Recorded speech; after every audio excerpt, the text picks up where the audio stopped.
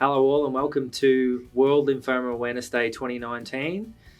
The theme for World Lymphoma Awareness Day this year is Small Things Build Confidence. My name's Andrew Smith. I'm one of the blood cancer support coordinators here at the Leukaemia Foundation. Really pleased you could join us today. If you have any questions or even queries or comments, please drop them in the comment section below. Today's session we're going to talk to you about primary care and lymphoma. We're going to talk about resources and what sort of things you can utilise and use to manage your health and well-being with the resources in primary care. So that's your GP, your primary care nurse, your allied health professionals, anyone you see outside of that acute hospital setting. So we're really pleased to have two fantastic speakers today. The first presenter is Dr. Alexis Butler. She's a general practitioner and is also the GP Liaison at the MacCallum Cancer Centre. Really pleased to have her expertise today. So over to you, Alexis. Hi, my name's Dr. Alexis Butler and I'm the GP Liaison physician at the MacCallum Cancer Centre, and I've also been a GP for over 25 years.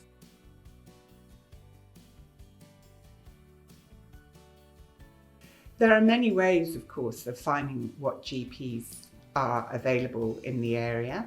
So there's Better Health Channel, there's obviously just Googling online, and of course word of mouth is a great way of getting recommendations, and I think how most people do find their GPs.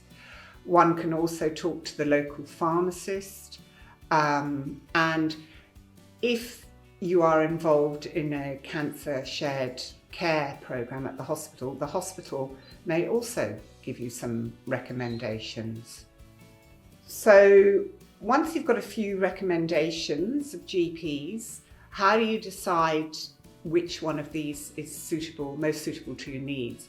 And I think an important point about this is that the demographics of general practice has changed over the past few years, and many more GPs work part-time. So I think it's very important to look at the practice as a whole and not just have one GP that you want to go and see, but actually have a look and see that there are other GPs that you feel are suitable to you too. And the best way to probably look at the practice is on their website, if they have a website, and most practices do these days, and you can get quite a good feel for the practice in general from the website, and hopefully the GPs at the practice will have bios, and I think this is very helpful for seeing what their past experiences and interests are and seeing if they're suitable to you. For instance, some GPs may be involved in cancer shared care programs with hospitals. They may also talk about their past history of experience in working in cancer fields.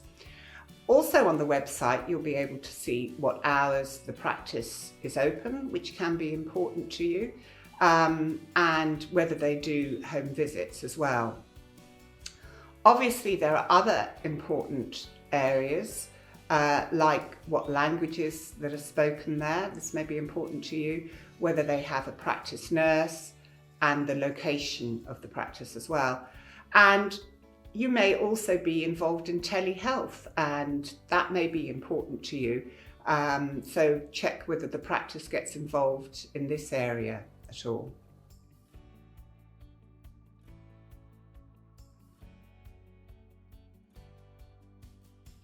I think an important point here is to try and see the same GP for your medical appointments. At least attend the same practice so that they'll have your past history. If for some reason you have to go and see another GP or another practice that you don't usually attend, bring as much information about your past history with you to your appointment as you can. I think it's particularly important, I think, to see the same GP for one illness or particularly one symptom. So say, for instance, as in this example, you've had a lump that's returned after your treatment for lymphoma, I think it's very important to try and see the same GP. So you go to the GP for the first appointment, he orders some investigations. I think it's important to try and see the same GP for the result of those investigations, because if you start seeing several GPs throughout that period, they won't develop such a good grasp of your symptoms. So I think that's an important point to make. I think before you go in for your appointment, I think it's important to think about the questions that you want to ask and the points that you want to make. And it may be helpful to actually write those points and questions down so that you remember them. I know I need to have to do that sometimes. I think the other thing that can be helpful as well is to think about the timeline of your symptoms, because this can sometimes consume quite a lot of the time in an appointment, and it's good if you've thought about it beforehand. So for instance, if you had a lump that's developed, how long have you actually had that lump? Or say if you've got tummy pain, how long have you had, when did you first start having that tummy pain? When did it actually become very consistent? When did it become severe? Just think about those points so you're ready to answer the question, and then you can help your GP get a better grasp of your problem. I mean, I often think going to the GP, it's teamwork. You know, you help your GP understand your problem, and then your GP can best manage your problem.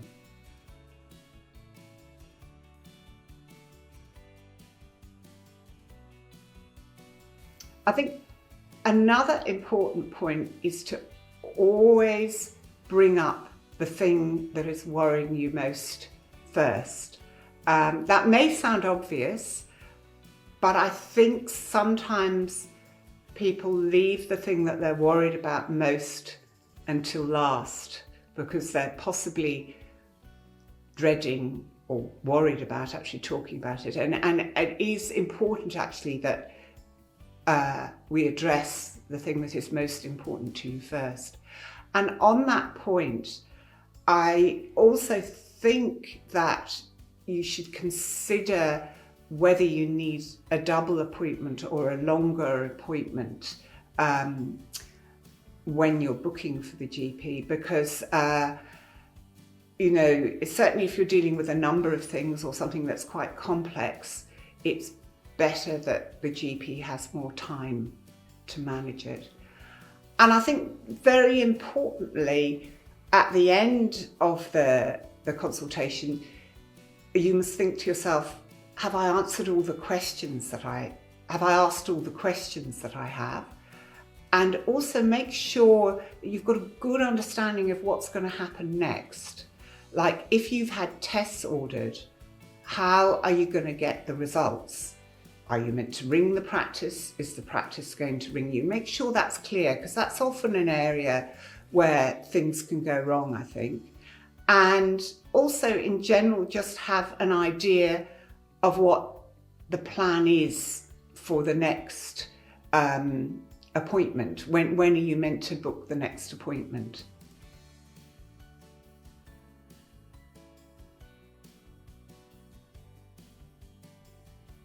So for whatever reason you want to change practice, whether it be that you're moving or you're not happy with your previous practice, I think it's very important to ensure that the new practice that you go to has as much information about your past history as possible.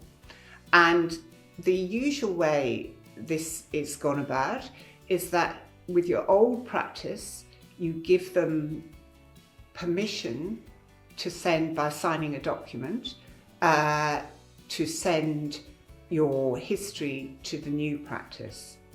And this sometimes attracts a small fee from your old practice, sometimes not.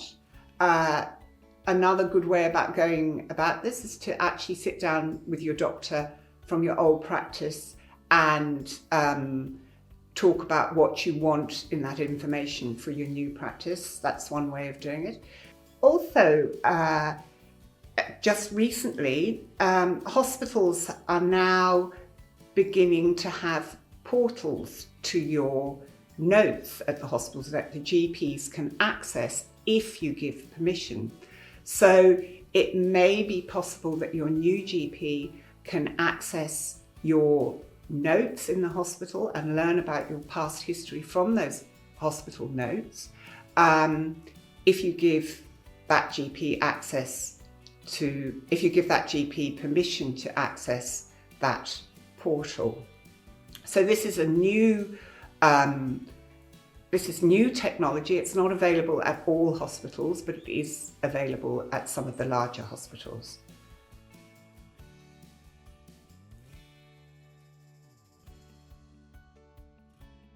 So a GP should be the best person to handle your healthcare needs and look after you as a whole.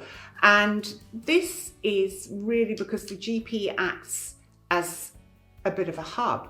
He or she should be receiving information from your hospital specialists and all of your carers and healthcare providers. And so therefore, he or she should have the best picture of your medical history and treatment. So, the GP as well, if you have concerns about your health, your particularly say anything to do with your cancer treatment, they should be able to contact your specialist or the hospital that's looking after you, discuss your concerns, and then appropriate management should be made. So either a follow-up appointment with the hospital or the GP themselves can manage the problem with the specialist advice.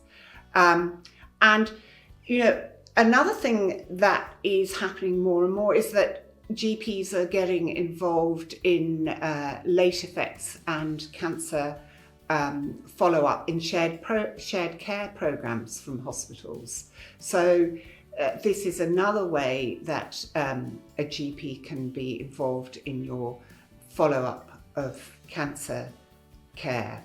Of course, they also provide the standard services like vaccinations and blood tests and investigations. Often practices have practice nurses that can help with your dressings and taking out stitches. And they can also help you get access to allied health consultations. And these can be sometimes through what are called healthcare plans. And these healthcare plans, if you get involved with one with your GP, can help you access a Medicare rebate for allied health appointments. So you can get Medicare rebates for sessions with physiotherapists, dietitians, psychologists, and these are through these chronic disease management plans, which are sometimes referred to as GP management plans, or there's also mental health plans. So it's useful if you're thinking that you might need these services to ask your GP whether you actually qualify for these plans. And last but not least, of course, a GP is not just a provider of medical information. They're also a good emotional support for when you're going through hard times. And this can be particularly if you have formed a good relationship with them. Thanks so much for that presentation, Dr. Butler. A quick reminder for everyone, if you have any questions on that content or any questions as the session is going, please drop them in the comments section below, and we'll endeavour to get onto those questions as soon as possible. Our next presenter is Katherine Treble. Kath is a blood cancer support coordinator here at the Leukaemia Foundation. Kath comes with a wealth of knowledge as a haematology cancer nurse, but also more recently as a primary care nurse. So over to you, Kath. Hi everyone, thanks for joining us for this special presentation on lymphoma and getting the most out of your GP. I'm Kath Treble and my background is in practice nursing in the primary care setting.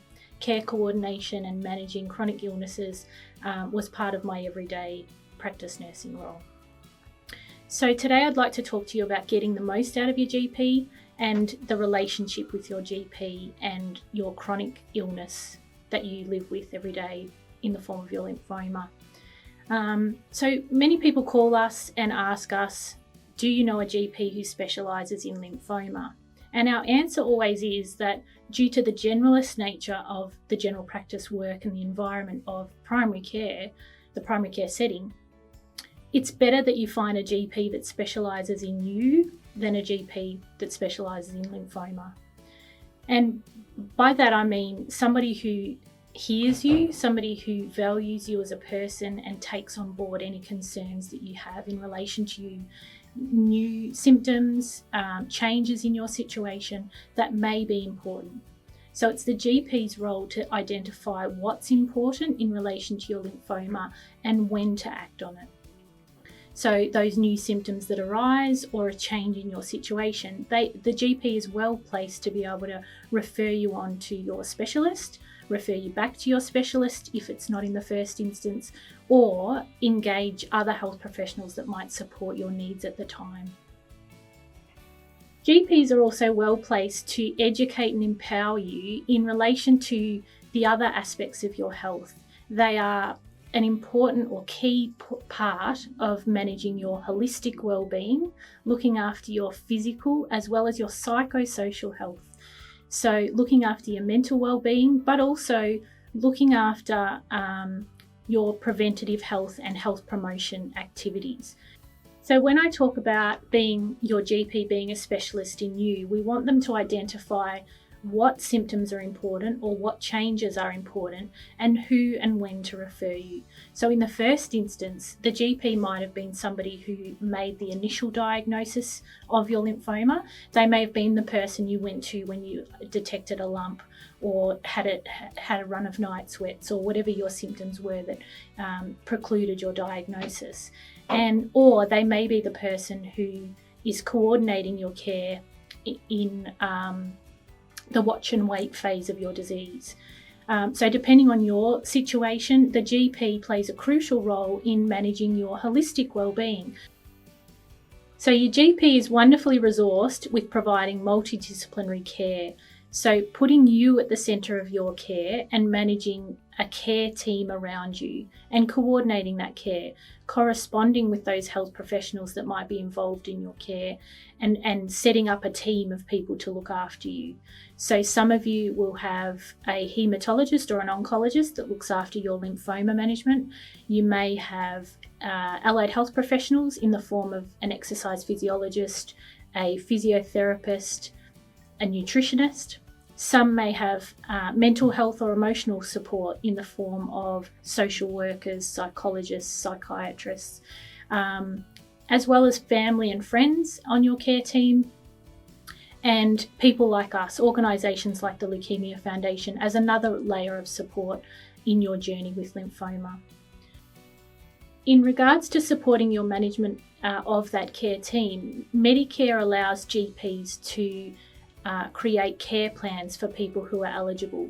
Now, there are two forms of care plans, one being a chronic disease management plan, and in this instance, anybody with a chronic condition is eligible for these care plans. And by chronic condition, we mean something that has lasted 6 months or more, or is likely to last 6 months or more, or as an alternative, a terminal condition. So basically, anybody with a lymphoma diagnosis, whether or not you have any other health concerns, you would be eligible for a chronic disease management plan. Now, chronic disease management plans should cover your lymphoma diagnosis, but also in addition, any other health concerns that you live with in a chronic way. So for example, you may have asthma, And so your asthma and lymphoma needs to be itemised on that plan and managed accordingly. Now, a chronic disease management plan should identify a few key areas. It will identify your needs or issues, being your lymphoma or your asthma or your diabetes. It should identify the goals in regards to your care. So your goal is for your lymphoma management might be resolution, or it might be cancer surveillance if you're in remission. In the case of asthma, it is promotion of lung function. So these goals of care are documented to establish what you're aiming for in terms of the management of those diseases. In addition, in the care plan, you should identify any tasks or needs that will be required to fulfill those goals. So that might be a 6-month review with your haematologist for your lymphoma. It could be a lung function test for your asthma. It could be 6 monthly blood tests or scanning. Whatever it might be, those activities should be documented on the care plan so that everyone in your care team, including yourself, has a clear direction about what are the tasks related to achieving those goals and long-term management of good health. And it should also identify who is responsible for these interventions. So some of that responsibility will rest with yourself as the patient. You are required to take your medications and turn up to your appointments. You might be required to undertake exercise 30 minutes a day, 5 or more times a week. But some of those responsibilities for those health activities rest with the GP, such as 6 monthly blood tests or diabetes screening on an annual basis, or referring for mammogram and breast screening activities. So other interventions may rest with external providers. So the haematologist may be responsible for your annual lymphoma screening if you're in remission. So it's a good way of documenting who's responsible for these activities, and that everybody is working towards those common goals. It's important when you have lymphoma not to overlook these common health prevention or health promotion activities as well. We should be considering whether or not you're a smoker and whether you need support with quitting, whether or not you need some support with managing your exercise, whether or not in fact you're getting enough exercise. So it's important to consider those other aspects of health as well as your lymphoma, and not become solely focused on the lymphoma diagnosis in itself. An extension of a chronic disease management plan for people with complex needs is something called a team care arrangement. And a team care arrangement is available for people who have 3 or more providers involved in their care. So when you have the likes of a GP, a haematologist, and a third healthcare professional, such as an exercise physiologist, a dietitian, you're eligible for a team care arrangement, and that also makes you entitled to up to 5 reduced visits to see these health professionals. So if you're needing extra support with your exercise management whilst living with lymphoma, it's a good opportunity to speak with your doctor about a team care arrangement and accessing those 5 visits at a reduced rate to try and support your well-being. For some people, they may have challenges with their diet as well as their exercise, so those 5 visits can be separated and shared amongst those healthcare professionals as you see fit. So if you think that you would require 3 visits with the nutritionist and 2 visits with the exercise physiologist, the GP can simply create 2 different referrals, enabling you to see both of those people. With the team care arrangement and those 5 visits, those visits are counted in each calendar year. So if you're coming up to the end of the 12 months, you might like to renew that care plan once that time has elapsed, to then organise another 5 visits for the next calendar year, if you can see the ongoing benefit. In some instances, it may not be with the same provider. You may see an exercise physiologist and a nutritionist, and in the next calendar year, your needs may have changed and you may prefer to see an optometrist and a podiatrist. Regardless of who you see, those 5 visits, the eligibility for those 5 visits still stands whilst that team care arrangement is in effect. So improvements in lymphoma management over time has seen that many patients with lymphoma live with it more akin to a chronic disease than a cancer. And some of you will experience your lymphoma for a long time and may be on treatment for a long time, or you may be in remission and a watch and wait phase of the disease. And it's vital that we don't overlook your other health concerns and allow that lymphoma to remain as the focus. So the GP plays a crucial role in supporting those other activities of your health, and that regular contact and relationship that you develop is key to ensuring that those other health concerns can be prevented or managed along the way. So things like breast screening, bowel screening, diabetes screening, but also important things like kidney and cardiac function, ensuring that everything's ticking along well in order to prevent disease, but also promoting your health. So assessing your smoking status and offering ways to reduce smoking or quit completely, assessing your physical activity requirements or your nutrition requirements, and supporting those as necessary. But it's also important to attend to any vaccinations that need boosting, as well as considering your risk factors for disease. I'd like to thank you for your engagement in this presentation. If you have any questions after this presentation that you'd like answered, please feel free to drop them in the comments below, and myself or one of our blood cancer support coordinators will be able to provide some follow-up in relation to that.